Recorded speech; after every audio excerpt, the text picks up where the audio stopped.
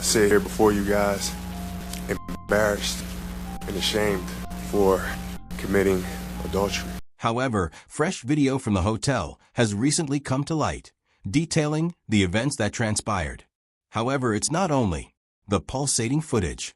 Details about the case that have never been heard before will fundamentally alter your opinion of Kobe Bryant. Allow me to explain. The video that makes all the difference. Around 10 p.m. on June 30th, 2003, Kobe Bryant arrived at the Lodge and Spa at Cordillera in Edwards, Colorado, marking the start of the saga. In order to receive therapy that would enable him to continue playing basketball at his best, Bryant was in the area for knee surgery on July 2nd. He was already a well-known NBA great at the age of 24, having won 3 straight titles with the Los Angeles Lakers with Shaquille O'Neal. That evening, a 19-year-old employee who had just received his high school diploma worked at the front desk. She was characterized as a budding singer who pursued her goals while working at the opulent resort.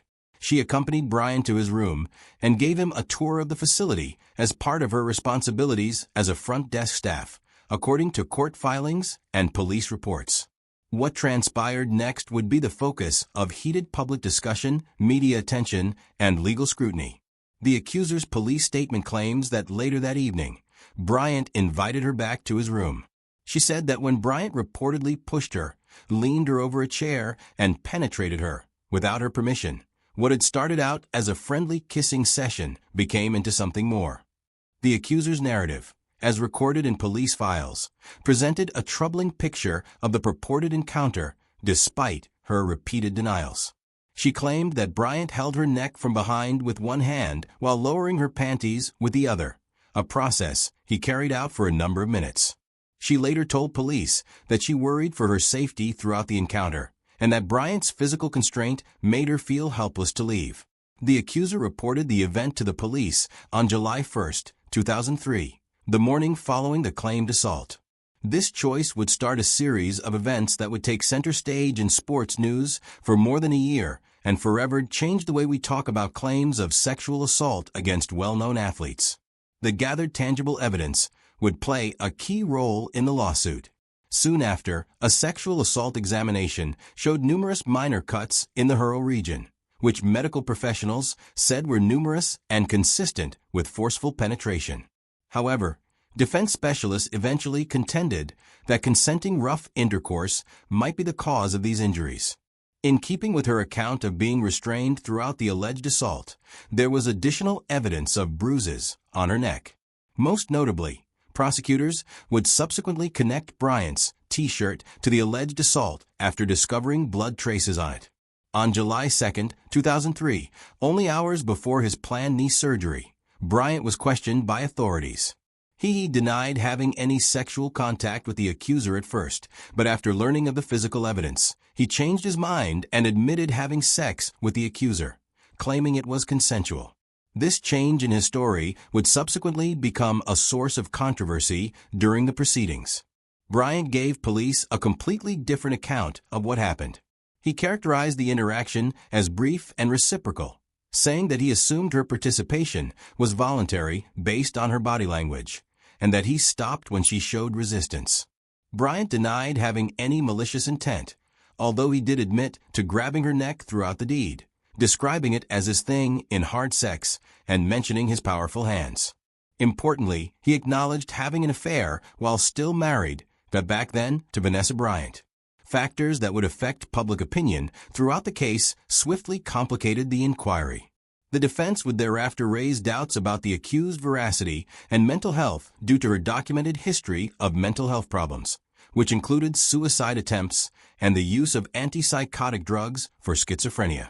This part of the case brought to light the challenging relationship between mental health issues and the capacity to seek redress for claimed sexual assault. Bryant was taken into custody and freed on $25,000 bail on July 4, 2003. The sports world and beyond were rocked by the arrest of one of basketball's brightest stars. The athlete who had been envisioned as the NBA's future face was now faced with the prospect of serving the remainder of his life behind bars. Bryant hosted a news conference 2 weeks later on July 18, 2003, which would go down in his career as one of the most famous events, but for all the wrong reasons. For the first time, Bryant publicly addressed the accusations while seated next to his wife, Vanessa. I'm innocent, I sit here in front of you guys, furious at myself. I sit at myself for making a mistake, adultery. I love my wife with all my heart. The press conference exposed the human cost of the accusations, while simultaneously being a meticulously planned attempt to manage the narrative.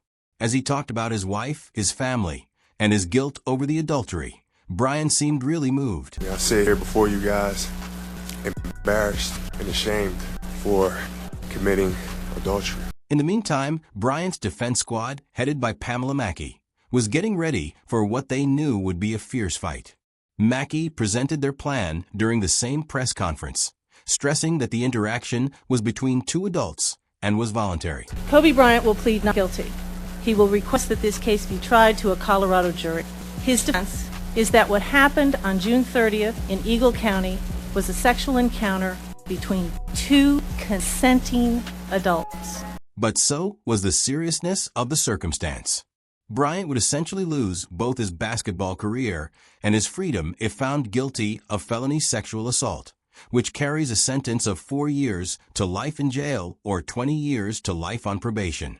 It became evident as the case progressed that this would be more than a simple court case. America would be forced to confront challenging issues of consent, celebrity privilege, and how to handle sexual assault accusers in high-profile instances, as it would turn into a cultural landmark.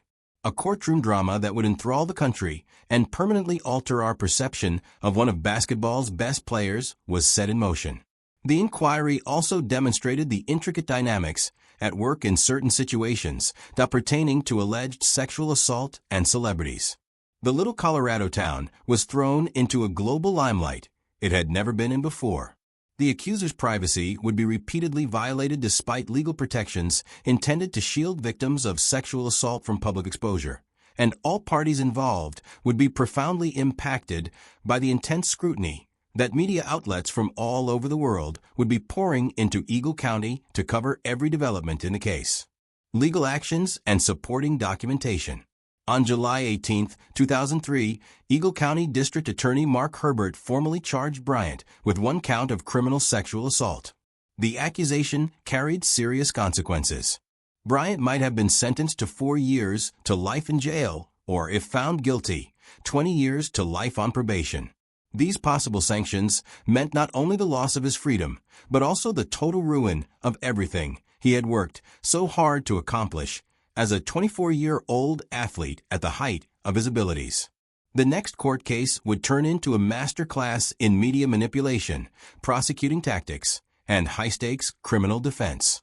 Both parties recognized that this case would be tried as much in the court of public opinion as in the actual courtroom, resulting in tactical rulings that would permanently alter the way celebrity sexual assault cases are handled/managed. The admissibility of the evidence was a major topic of discussion during the pre-trial hearings in December 2003, as both sides fought over what information may be presented to the jury. The accused underwear from the sexual assault examination, which included semen and pubic hair from a different man, not Bryant, and was gathered within 15 hours of the claimed encounter, was the most contentious piece of evidence.